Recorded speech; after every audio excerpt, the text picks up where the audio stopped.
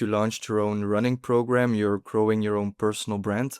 What inspired you to start with that? When I started running full time 2 years ago, I knew that I thought I could easily live from sponsorships. It's what people think. You're a high level athlete. All the brands start calling you. I want to give you money, etc. This is just not true. Maybe in big sports like in professional soccer, etc., but not in running. It's a sport with very low money.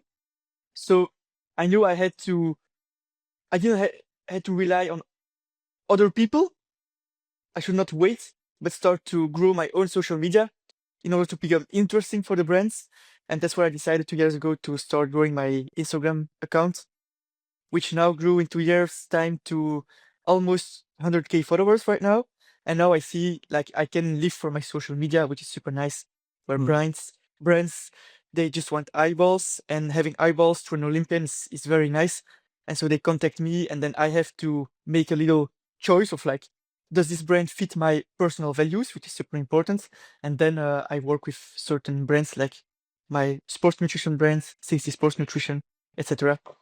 And yeah, my tactic, so to respond to answer your question, my tactic was to grow my social media in order to become interesting for brands and being able to live fully for my sports without having the risk to maybe having to purely rely on my performances. Where a Mm. brand says, "All right, we sponsor you because of your performance, but if next year you don't perform, your contract is gone."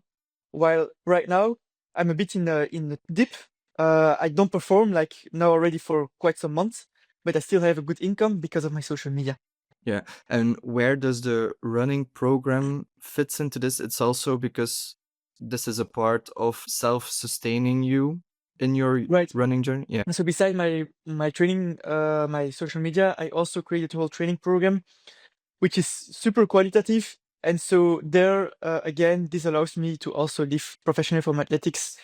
With now the title as an Olympian, people get attracted more to be coached by an Olympian, which is super nice.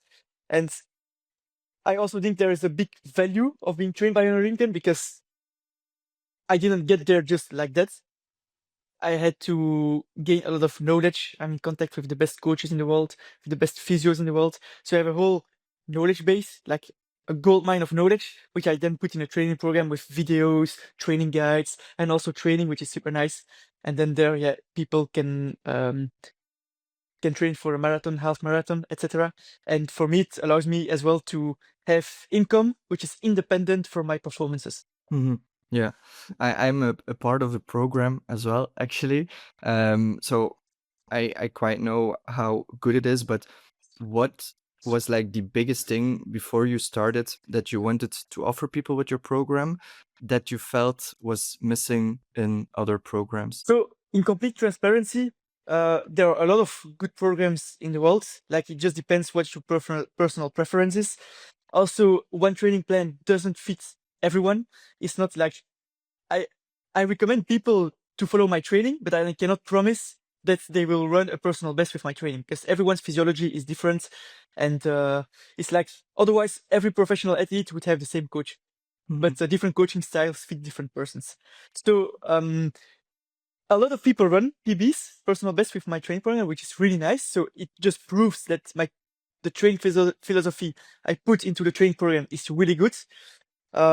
Which is one big advantage already of following my training program. Like, it is not from a random guy or girl that developed their own training methods. I didn't develop my own training method. It's just the method that works for all professional athletes that I transfer to the amateurs. Of course, not all rules apply, but I changed some rules. It's just a training method that works.